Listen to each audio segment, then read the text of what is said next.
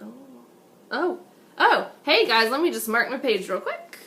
Hey, welcome back from spring break. I hope you had an awesome week off school. And if I know you guys, I know spring break has got you excited about just one thing that's coming up. Pass testing. Am I right? It's so fun. We love it. Oh, you're not? That's not what you're so excited about? Oh, you must be excited because spring break means that summer is really close, and summer vacations full of all kinds of cool things like sleeping in and going on cool vacations.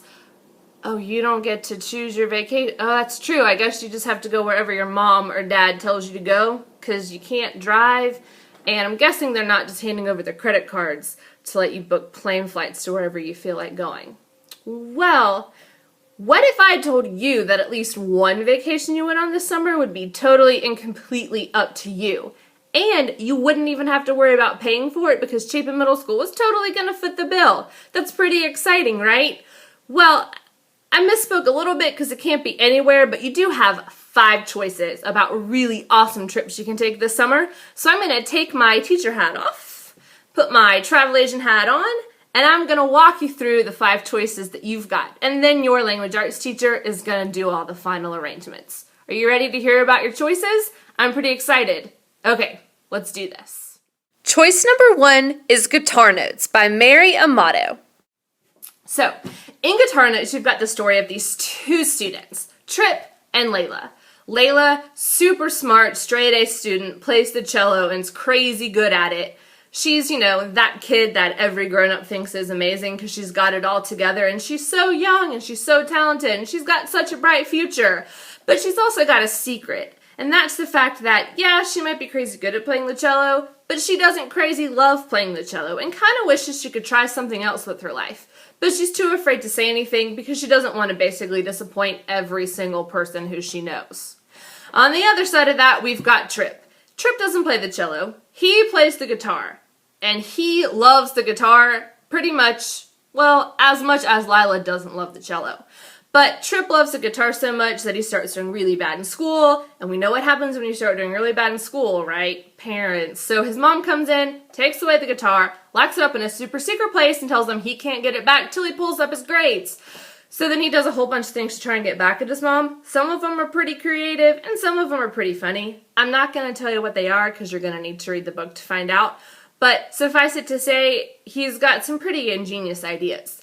One of those ideas is realizing that his school has practice rooms, and they've got a guitar he can borrow. So every other day, he gets to go in a practice room, use a school guitar, and he still gets to play. His mom has no idea. It kind of doesn't end well. You can kind of see where that's going if you think about what your parents would do if they found out you were lying, but I don't want to give too much away.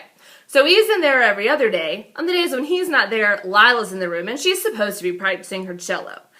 They start leaving notes to each other, kind of short, snarky ones like, hey, clean up your trash, you have to share the room. And eventually they start to leave longer notes, and they start to learn more about each other. And what starts as short little notes back and forth quickly develops into this really great friendship, and they realize they've got a lot more in common than they once thought.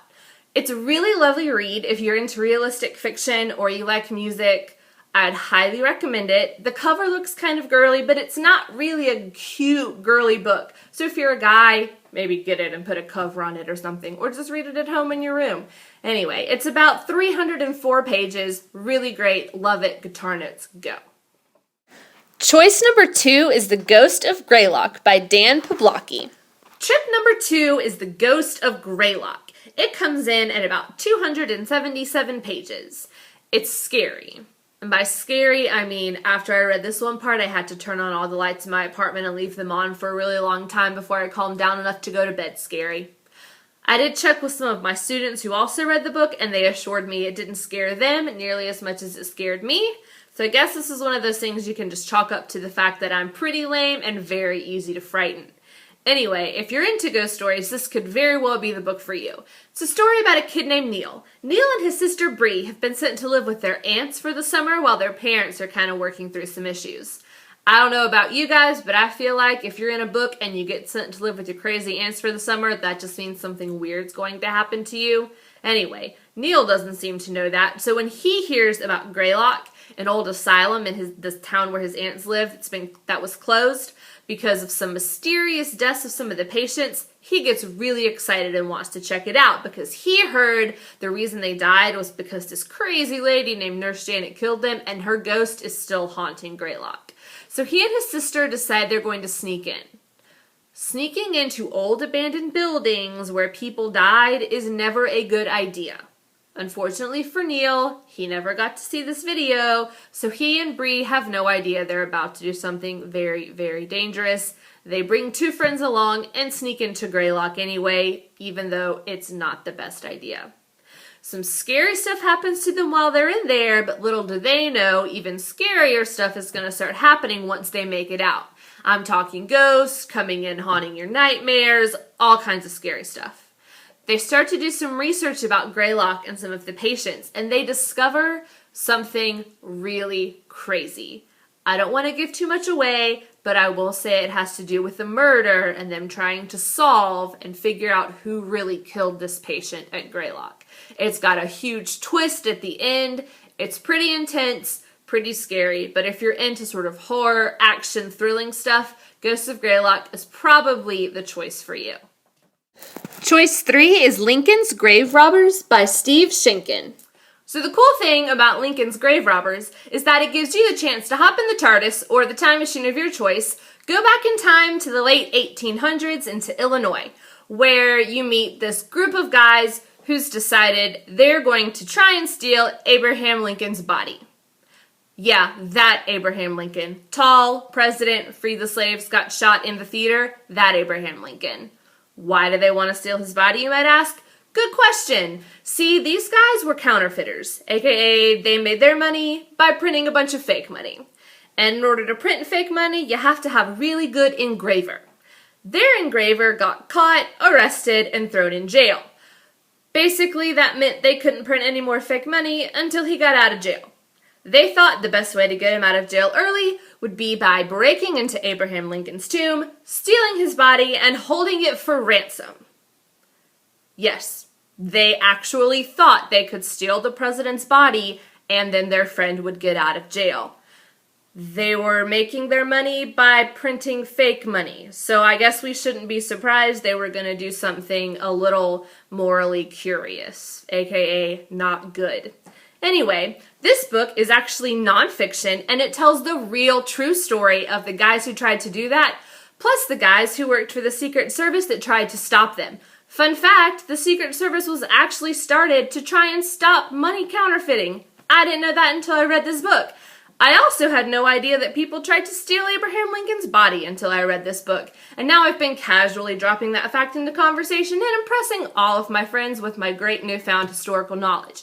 So if you're into history, like nonfiction, or time travel, or are just looking to pick up some cool random historical facts that you can drop to impress all your friends at the beach this summer, Lincoln's Grave Robbers might be the trip for you. Choice 4 is The False Prince by Jennifer Nielsen.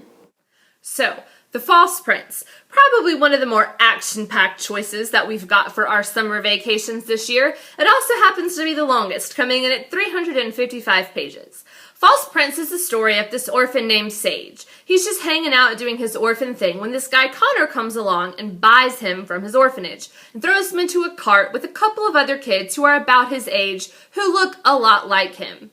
They ride along in their cart for a couple of days trying to figure out exactly what Connor's going around collecting orphans for. Eventually, they discover he's got a super secret plot. Here's kind of the basics. The king and the queen and the prince of the country where they live have all 3 died. Yeah, they're all totally dead. Nobody knows this because people are keeping it hush-hush, because if people knew the king, the queen, and the prince were all dead, there'd be no one to rule, people would freak out, and there'd be a big crazy war, which nobody really wants happening.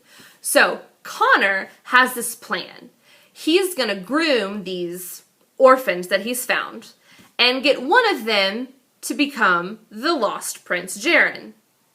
But you thought the prince was dead? Yeah, there was a dead prince, but there was another prince who people think is dead because he was on a boat that got attacked by pirates a couple of years ago, but he's not really dead, or at least that's what Connor wants people to think. So he's gotten these orphans, and he's going to teach them all kinds of cool prince-like things, like horseback riding, sword fighting, and how to read. No, I'm not just saying how to read because I'm talking about books and I'm trying to get you excited about summer reading. He really does teach them how to read. Like, that's a real thing that they have to learn how to do so they can become a prince. They have to learn to read. It's exciting. Maybe not as exciting as sword fighting, but still pretty cool. So he's teaching these kids all these things, and eventually he's going to choose one of them to go before the court and say, hey, I'm Prince Jaren. They're going to be so excited that the whole royal family isn't dead. He's going to get to become king, and then Connor can sort of have an in or a direct line to the king because he'll be like, I'm the one who put you on that throne and don't you forget it, or whatever evil, sneaky guys do. I don't know because I'm not an evil, sneaky guy. Anyway, Sage learns of his plot, is trying to decide whether or not he wants to go along with it. There are other kids competing to be the prince too. It's crazy. So if you want to know whether Connor's plan is successful, whether Sage is able to transform from sort of scruffy, street urchin orphan kid to royal Prince Jaren, you could totally read False Prince and figure it out. It's a good book for people who are fans of fantasy or adventure. I really enjoyed it. I think you should totally give it a chance. Choice 5 is The Raft by S.A. Bodine. So, this is our last vacation option, and I know what you're thinking. Miss Bauer, it's summer. I want to go somewhere that's like the ocean, the beach, the sand, the sun, the waves, all that cool stuff. Well, I've saved that book for last, and it's called The Raft. It's about this girl named Robbie. She lives with her parents on Midway Atoll. Yeah, it's a little island where scientists are doing research and not much else is going on. Not super exciting place for a teenage girl to live. So she spends a lot of time going to visit her aunt who lives in Hawaii.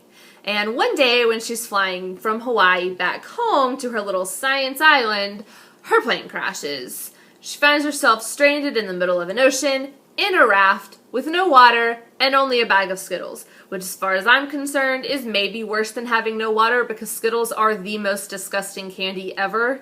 Seriously, I think they're gross. Anyway, she's got no water and only a bag of Skittles. She's stuck in a raft. She doesn't really know what to do. She doesn't really even know where she is or how she has any hope of ever getting home. Then, there's some storms, there are some sharks, all sorts of crazy stuff happens to her while she's in a raft in the middle of the ocean. So if you want to know what happens to Robbie and whether or not she survives her crazy plane crash ordeal, you could pick up The Raft. It comes in at 247 pages. It's a great, fun, exciting survival story if you're into that sort of thing and if you like Skittles, unlike me. But I did really enjoy the book. Maybe, though, don't read it on an airplane. I read it about a week before I had to fly out to California, and I was a little skittish at the airport. But other than that, it's great, and I'd give it 5 stars. Okay, so that's it. You've heard your 5 really great summer vacation choices: Guitar Notes, Ghost of Greylock, Lincoln's Grave Robbers, The False Prince, and The Raft. Now, you just have to choose which trip you would most like to take. Your language arts teacher is going to pass around a sheet for you to sign up for your book, and you'll be getting a copy before you leave school for the summer so you can curl up on the couch and take a really cool vacation without ever having to leave your cozy couch in Chapin, South Carolina. I hope you guys enjoy the rest of the school year, have an awesome summer, and I can't wait to hear about all your trips when we get back in August. Bye!